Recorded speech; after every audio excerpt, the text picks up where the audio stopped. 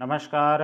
आज हम पढ़ेंगे कक्षा 8 गणित की प्रश्नावली 11.1 के प्रश्न संख्या 5 को। चलिए आज की क्लास को स्टार्ट करते हैं। उससे पहले आप इस वीडियो को लाइक, चैनल को सब्सक्राइब जरूर करिएगा। तो देखिएगा प्रश्न संख्या 5 में कहा जा रहा, एक बैक्टीरिया या जीवाणु के फोटोग्राफ चित्र को 50,000 गुना आवर्धित करने पर उसकी लंबाई 5 सेंटीमीटर हो जाती है, जैसा कि संलग्न चित्र में दिखाया गया है। इस बैक्टीरिया की वास्तविक लंबाई क्या है? यदि फोटोग्राफ को केवल 20,000 गुना आवर्धित किया जाए तो उसकी आवर्धित लंबाई क्या होगी?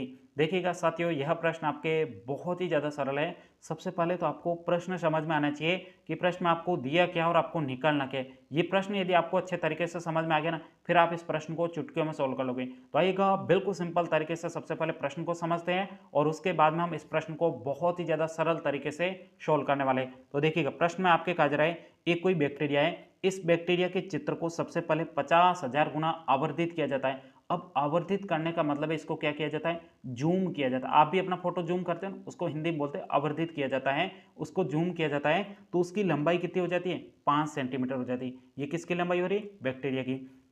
उसके बाद में आगे कहा जा रहा है, इस बैक्टीरिया की वास्तविक लंबाई क्या है? तो पहला आपको प्रश्न पूछा गया है बैक्टीरिया की वास्तविक लंबाई निकालनी है, और दूसरा प्रश्न पूछा गया है कि इस चित्र को केवल 20,000 गुना आवर्तित किया जाए तो उसकी लंबाई क्या होगी? ये आपको दूसरा प्रश्न पूछा गया है। तो आइएगा बिल्कुल सिंपल तरीके से सबसे पहले हम बैक्टीरिया की वास्तविक लंबाई निकालेंगे और उसके बाद में हम इसकी आवर्धित लंबाई निकालने वाले हैं। तो सबसे पहले यहाँ पे हम लिखेंगे हल।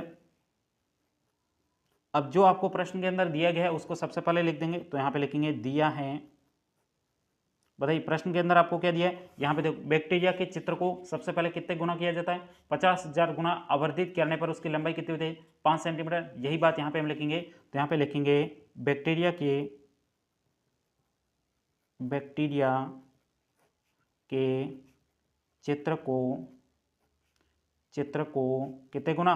50,000 गुना आवर्धित करने पर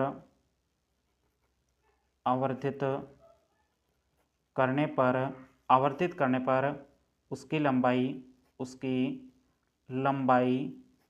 कितनी हो जाती है? 5 सेंटीमीटर हो जाती है। ये आपके यहाँ पे प्रश्न के अंदर बात दी गई थी, वही बात यहाँ पे हमने लिख दी है। आई बात समझ में? अब यहाँ पे आपको पहला प्रश्न क्या पूछा था? बैक्टीरिया की वास्तविक लंबाई। तो यहाँ पे हम लिखेंगे अब इसी से आपके बैक्टीरिया की वास्तविक लंबाई निकले। कैसे निकले अभी मैं आपको बताता हूँ। तो यहाँ पे लिखेंगे बैक्टीरिया की वास्तविक लंबाई बराबर। अब ये वास्तविक लंबाई कैसे निकलेगी? तो ध्यान से देखो, बैक्टीरिया की वास्तविक लंबाई निकालने के लिए सबसे पहले आपको देखना है कि उसको कितने गुना बढ़ाया गया है। तो यहाँ पे देखो, बैक्टीरिया के चित्र को कितने गुना आवर्धित किया गया है? 50,000 गुना। जितने गुना आवर्धित किया जाता है उसका आपको भाग दे देना है लंबाई में। तो यहाँ पे उसकी लंबाई कितनी? 5 सेंटीमीटर है। अब इसको कितने गुना आवर्धित किया गया उसका भाग देना है। ऐसा मत करना कि 5 छोटा है तो 5 का भाग दे दे, 5 का भाग नहीं देना है। आपको जितने गुना चित्र को जूम किया जाता है या फिर आवर्धित किया जाता है उसका भाग देना। बताइए कितने गुना आवर्धित किया जा रहा है? 50,000 गुना आवर्धित किया जाता है। तो लंबाई है उसमें आपको जितने गुना बढ़ाया जाता है, आवर्धित किया जाता है, उसका यदि आप भाग दे दोगे तो आपको उसकी वास्तविक लंबाई पता चल जाएगी। तो आप मुझे बताइए उसकी लंबाई कितनी है? लंबाई इसमें आपको 5 सेंटीमीटर दी गई। उसके बाद में इसको कितना गुना बढ़ाया गया? तो यहाँ पे देखो 50,000 गुना आवर्धित किया जाता है, तो इसका भाग दे देंगे। जितना आवर्धित किया गया है उसका भाग देने पर इसकी आपको वास्तविक लंबाई पता चलेगी। अब देखो यहाँ पे आगे यदि कट रहा है तो काट दो। तो देखो 5 का भाग 5 में एक बार जाएगा, फिर आपके 5 का भाग इस 5 में एक बार जाएगा। शेष आपके कितने जीरो? 4 है। तो यहाँ पे 4 जीरो लगा देंगे, 1 2 3 और ये आपके 4 हो जाएगा। अब इसको आगे सोल्व करते हैं। देखो यहाँ पे क्या करना है, सबसे पहले देखो इसको आपको अच्छे तरीके से समझना है कि इसको भिन्न के रूप में लिखा हुआ है, 1/10,000 लिखा हुआ है। अब इसको क्या करना है? घात के रूप में लिखना है। तो घात के रूप में लिखना मैं आपको बता देता हूँ। जैसे मैंने आपको पहले भी बता रखा है, जैसे 1/10,000 है तो यहाँ पे 10,000 लिख दिया। अब इसको भिन्न के रूप में, सॉरी घात के रूप में लिखना है। तो यहाँ पे कुछ नहीं करना, सबसे पहले क्या करना है? 10। अब पीछे जीरो कितने हैं? तो यहाँ पे देखो जीरो कितने? 1 2 3 4। तो यहाँ पे नीचे है ये संख्या, तो आपको ऊपर ले जाना, तो आपके क्या हो जाएगा? 10 की घात -4 हो जाएगा। ऐसा नियम भी मैंने आपको एक बता रखा है। आपके घात में क्या बताया था? a की घात -m होता है। तो इसको हम भिन्न में प्लस में कैसे बदल सकते हैं? 1/a की घात प्लस का m हो जाएगा। अब यहाँ पे देखो ये क्या है? माइनस में लिखा हो, इसको प्लस में बदल सकते हैं। कैसे बदलेंगे?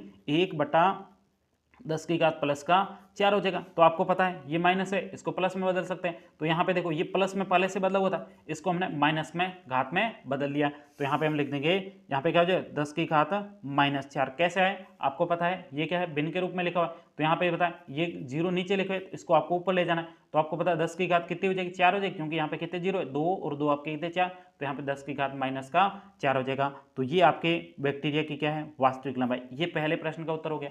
अब हमें दूसरा प्रश्न पूछा गया है। दूसरे प्रश्न में क्या पूछा गया है, यहाँ पे देखो उसकी आवर्धित लंबाई क्या है। तो ये लंबाई कैसे निकलेगी, तो आपको ध्यान है, मैंने आपको पहले भी अच्छे तरीके से समझा रखा है, ध्यान से देखो। सबसे पहले देखिएगा, यहाँ पे बैक्टीरिया है, वो बैक्टीरिया को यदि 1 गुना जूम किया जाता है, तो आपके बैक्टीरिया को 1 गुना जूम किया जाता है, तो उसकी लंबाई कितनी हो जाती है, उसकी लंबाई मान लेते हैं कि 20 हो जाती है। तो आपको बैक्टीरिया को अब दूसरी बार, अगली बार और 1 गुना जूम किया जाता तो भी इसकी लंबाई कितनी होगी, तो भी इसकी लंबाई कितनी 20 सेंटीमीटर होगी। इसका मतलब क्या होगा, यहाँ पे जूम करने की जो क्षमता है ना, वो प्रत्येक बार में समान है। जैसे पहली बार में जूम किया 1 गुना, फिर वापस 1 गुना जूम किया तो 20 हो जाएगा। इसी प्रकार से 1 गुना और जूम किया जाता है तो आपके और 20 हो जाएगा। तो आपके 3 गुना जूम किया जाए टोटल कितना हो जाएगा, 20, 20 40 और 20 60 हो जाएगा। आई बात समझ में, प्रत्येक बार आपके क्या है, समान है। तो आपको पता है ऐसा किसमें होता है, ऐसा आपको पता है यहाँ पे प्रत्यक्ष अनुपात में होता है, जिसमें आपके प्रत्येक बार अनुपात क्या होता है, समान होता है। यानी प्रत्येक बार जो आपके जूम करने की जो क्षमता है वो बराबर है। तो ये आपके प्रत्यक्ष विधि से क्या, इस प्रश्न का आगे उत्तर निकलने वाला है।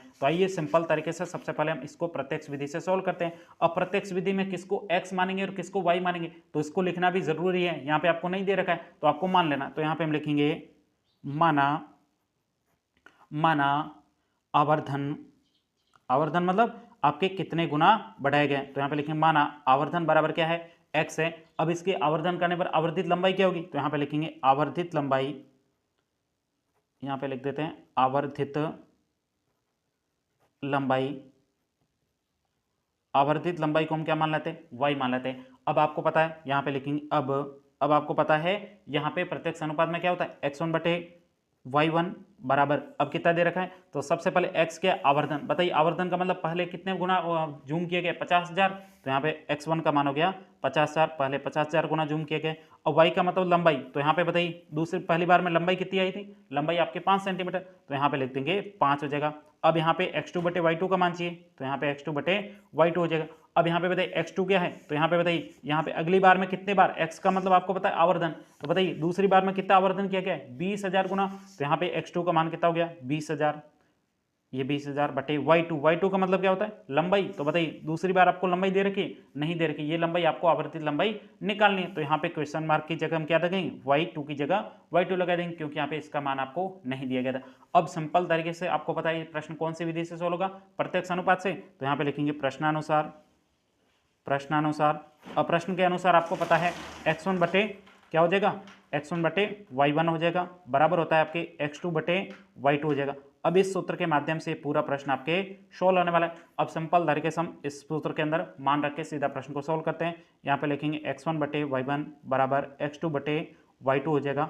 अब सिंपल तरीके से यहाँ पे मान रखो x1 बटे y1 कितना हो जाएगा, तो यहाँ पे बताओ ये दे रखा है x1 बटे y1 50,000 बटे यहाँ पे क्या है y1 कितना है 5, उसके बाद बराबर में x2 बटे y2 कितना दे रखा है, तो यहाँ पे देखो कितना दे रखा है 20,000 बटे आपको y2 दिए गए। अब सिंपल तरीके से इसको आगे हम सॉल्व करते हैं। यहाँ पे सॉल्व करेंगे तो सबसे पहले देखो इसको कैसे सॉल्व करेंगे, वज्र गुणा करके। तो यहाँ पे y2 का गुणा 50,000 से कर देंगे और 5 का गुणा यहाँ पे 20,000 से कर देंगे। तो यहाँ पे हो जाएगा 50,000 और यहाँ पे y2 का गुणा होगा नहीं, सीधा क्या लिखेंगे पास में लिख देंगे, तो ये आपके y2 हो जाएगा बराबर। अब यहाँ पे शेष क्या बचा, 5 का गुणा 20,000 से कर देंगे, 5 गुणा ये आपके 20,000 हो जाएगा। अब सिंपल तरीके से आपको किसका मान चाहिए, y2 का मान कैसे निकलेगा, तो यहाँ पे देखो y2 के गुणा में क्या है 50,000, पक्षांतर करके जाएंगे तो भाग में आ जाएगा। तो यहाँ पे इसको आगे सोल्व करते हैं, y2 बराबर क्या हो जाएगा 5 गुणा ये आपके हो जाएगा 20,000 बटे यहाँ पे क्या है गुणा में, इधर आते भाग में, तो ये आपके 50,000 क्या हो जाएगा भाग में हो जाएगा। अब सिंपल तरीके से इसको आगे सोल्व करते हैं, y2 बराबर, अब देखो 0 3 0 थे, ये 3 0 कट गया, ये चौथा 0, ये 4 0 भी कट गए। अब आपको पता 5 का भाग 5 में एक बार, 5 का भाग 5 में एक बार जाएगा। अब एक आपको पता है एक में एक का भाग नहीं, एक आ जाएगा। तो यहाँ पे एक का गुणा यहाँ पे किससे करेंगे 2 से, तो यहाँ पे आपके y2 का मान कितना प्राप्त हो गया 2 हो गया। तो यहाँ पे जो आपके 20,000 गुना जो आवर्धित करेंगे उस समय इसकी आवर्धित लंबाई कितनी हुई 2 सेंटीमीटर। तो यहाँ पे हम लिखेंगे अतः, यहाँ पे लिख देते हैं अतः बैक्टीरिया के चित्र को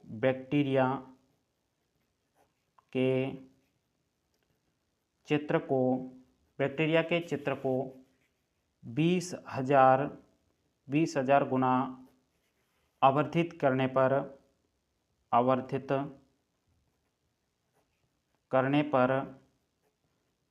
करने पर उसकी आवर्धित